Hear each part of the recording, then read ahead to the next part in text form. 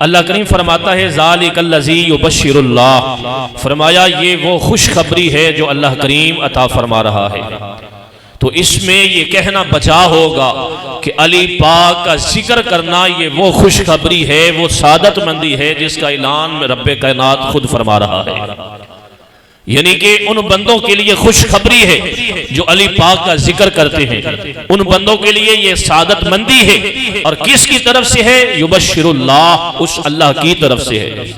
اور اگر تھوڑا سا گرامیٹلی طور پر یبشر اللہ کو دیکھیں تو یہ مضارع کا صیغہ ہے، یعنی کہ صرف اس وقت کا ذکر نہیں تھا کہ جب مولا علی پاک حیات تھے، اور مضارع کے اندر دو زمانے پائے جاتے ہیں، ایک حال بھی ہوتا ہے، ایک فیوچر بھی ہوتا ہے، آنے والا مستقبل جو ہوتا ہے۔